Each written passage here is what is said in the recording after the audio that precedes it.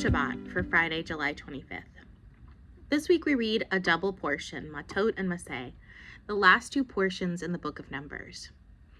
And as part of this week's reading, we're reminded of the Israelites' journey and all that brought them to this point.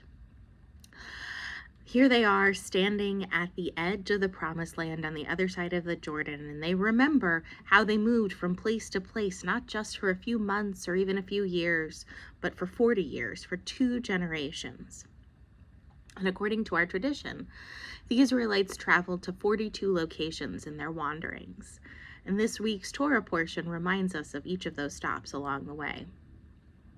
The Baal Shem Tov, who's considered the founder of Hasidic Judaism, suggests that we should read this list of locations through the lens of our own lives.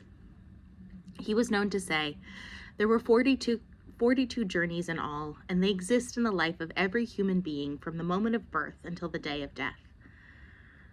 The fact of the matter is, though, this was not an easy journey for the Israelites. There were many starts and stops along the way.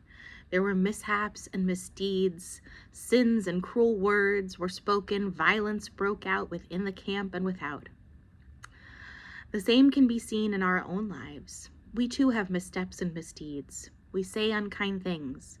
We hope not to be the source of cruelty or violence. And yet even the stops along the journey that were fraught with difficulty, the Baal Shem Tov suggests there might be some aspect of holiness within them that we can still discern.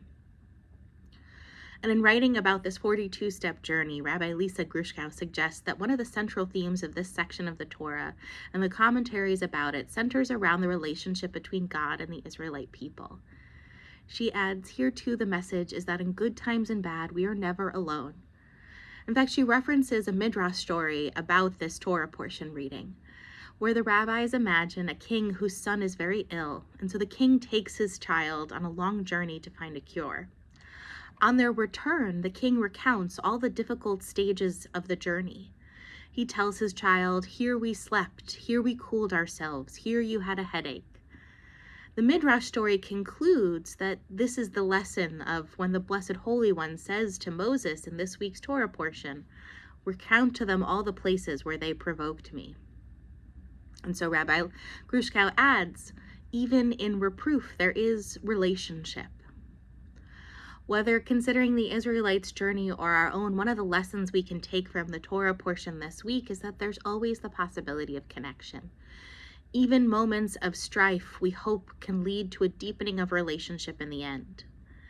In recalling these stops along the way, Moses reminds us of the power of learning from our experiences, the way that we can continue to grow and build understanding along the 42 stops in our own life's journey.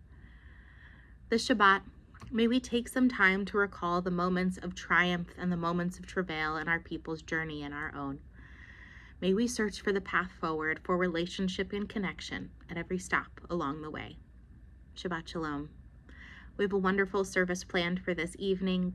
Dwight Stones will be sharing his own journey, and we hope to see you there.